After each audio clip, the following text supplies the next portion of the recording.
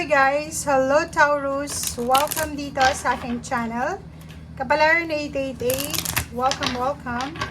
Alamin natin kung anong messages, vibration, gabay energy para sa inyong lahat. Ito general reading, so pwede kang makaresonate. Gamitin mo ang iyong intuition sa panunood. Taurus. Okay, Taurus.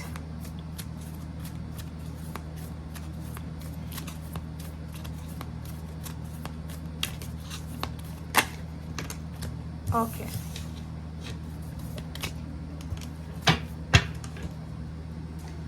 Okay, Taurus. Mayroon kang 3 cards dito. Healing, healed, and healer. Affirmation, and business venture. So, Taurus, kung makikita mo dito, sinasabi ng barahan na may healing energy na posibleng dumating sa'yo or pwedeng napapaligiran ka ng healing energy. Lalo na sa kung ano man itong situation na hindi mo gusto. Okay? For example, may kailangan kang patawarin, ikaw yung kailangan humingi ng tawad, may problema ka sa health, emotion, financial. Sinasabi ng barahan na may healing na posibleng mangyayari sa buhay mo, gagaling ka sa kung ano man itong pinagdadaanan mo, emotional, financial, spiritual, physical. And yung mga tao na, or yung kausap mo ngayon na tao, ay posibleng makatulong siya para sa healing mo. Okay? Next card dito is yung business venture, dito sinasabi na if may mga career ideas kayo or mga new business ideas or career opportunity na naiisip, trust and follow your intuition. Kasi hindi naman to papasok sa iyong intuition kung hindi yan para sa'yo. So, if ever may mga naririnig ka na sa inner voice na, uy, Taurus, pwede kang magnegosyo, pwede kang pumasok dito sa business na to or dito sa company na to, trust your intuition. Okay? Affirmation, yun, if ever may iba sa inyo ditong malungkot or may iba sa inyo ditong hindi masyadong maganda yung emotion or yung energy, para ma-attract mo kung ano yung gusto mo, kailangan mong maging positibo. Okay?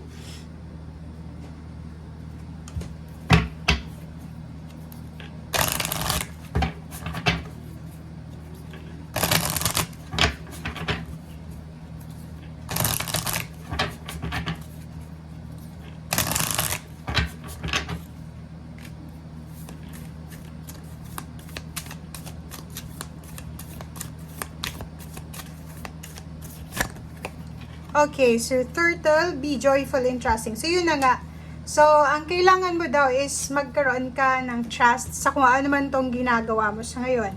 Kailangan magtiwala sa sarili mo, sa Panginoon, sa kakayahan mo, and enjoy life, Taurus. And trust the process. Huwag nating kontrolin ang sitwasyon. Archangel Metatron. So, yun, hanapin mo yung liwanag, hanapin mo kung saan ka pwedeng makakuha ng liwanag or yun, huwag kang masyadong papadala sa mga negative energies, drama, or kung anong pa man dyan sa paligid mo. Okay? Para magbukas yung blessing sa buhay mo, kailangan mo din nabuksan ang sarili mo sa lahat ng posibleng darating sa'yo. Okay? Like for example, may mga blessings na darating or kailangan mong i-unlock or pwedeng, anong tawag dito? Kailangan natin na i-unblock yung mga chakras natin. Siguro may mga naka-block na chakras like heart chakras, base chakra, root chakras, or kung ano pa man, third eye chakra. So, kailangan mo yun na i-unblock. Okay? So, umiwas sa tukso ng negativity, umiwas sa mga gulo, umiwas sa away, sa competition, para makaalis ka na dyan sa stagnation na yan. Kasi minsan, yung mga negativity na yan, yung gulo, siya yung nagiging hadlang para sa mga problema mo. Hadlang siya sa problema para ma-resolve. Okay, first card is Six of Earth. Wow, charity, generosity, and windfall. So, yun, Taurus, pwedeng may parating na pera sa'yo. Pwedeng may mag-share sa'yo ng blessings, or posibleng may isang tao na naaawa sa sitwasyon mo, or posibleng ang taong to is empath, or dati siyang tumutulong sa'yo, pwedeng babalikan ka niya para tulungan ka niya sa kung ano man itong pangangailangan mo. Okay? So, be motivated. Kasi parang ang nakikita natin dito, Taurus, medyo demotivated ka sa mga nangyayari sa paligid mo. 'Di ba? Yung disappointing yung nangyayari yung mga ini-expect mo hindi nangyayari, and yung gusto mo is taliwas dun yung nangyayari. Syempre disappointing yun and confused ka, or parang yun, hindi ka masyadong makapagdesisyon.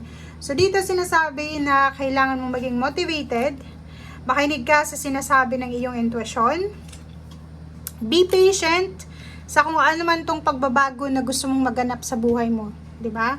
So for example, marami tayong gustong mangyaring pagbabago sa ating buhay, mga life-changing events, or gusto natin ng liberation or freedom sa kung anong sitwasyon meron tayo, like financial problems, healing para sa mga issues sa buhay natin, sa pamilya, sa trabaho, so kung ano pa man. Be patient, guys, kasi yun, time heals, and wag mong pwersahin yung sarili mo para mag-move on. Siguro umiwas ka lang sa negativity, pero honor your feelings. Yun yung sinasabi ng baraha. And dito din sa Two of Earth is sinasabi, kailangan mo ng balanse, prioritization sa pera. If ever may sweldo ka or wala kang sweldo, or kung ano man ang meron ka sa ngayon, kailangan mong matutong magtipid, kailangan mong matutong gumastos ng naayon sa tama lamang. Okay, next is, maraming balita dito na posibleng matanggap ka. It's either chismis, it's either confrontation. Be true to yourself. If ever man na, kung ano yung nararamdaman mo dito sa revelation na to, like may mga katotohanan na pwedeng lumabas, yun, tanggapin mo kung ano yung totoo. Okay, Queen of Earth, sinasabi ng baraha sa'yo dito na, yun na nga, maghintay tayo kung kailan darating yung swerte na to, yung grasya na to, and be contented kung ano yung meron ka sa ngayon, okay? Kung ano yung meron ka sa ngayon, kung ano yung kakayahan mo sa ngayon, maging happy ka, maging contented ka, maging grateful ka, dahil yung simple things or simple happiness na nararamdaman natin or pagiging grateful, malaking impact yan sa universe. Kasi pag nakita ng universe, nakita ng Panginoon na, ay, eto si Taurus, sobrang grateful kahit konting blessings lang. Bibigyan ka niya ng maraming blessings kasi grateful ka. Pero kung hindi ka grateful, syempre, kailangan din ng Panginoon ng appreciation. Kailangan i-appreciate natin yung mga ginagawa niya. Okay? So, you're protected, you're guided, you're loved. Maraming new beginnings ang pwedeng darating sa buhay nyo. So, keep believing lang and trust yourself, your intuition, your capabilities, or kung ano man na meron ka sa ngayon, yun, tiwala ang kailangan mo. Okay? Kasi pag hindi ka nagtiwala sa sarili mo na kaya mo, sino pa ba yung magtitiwala sa'yo? Diba? So, yun guys, kahit sa pag-a-apply ng trabaho, tiwala. Kailangan ipakita mo sa employer mo or doon sa HR, so nag-i-interview sa'yo na confident ka. Okay? Thank you guys. Bye!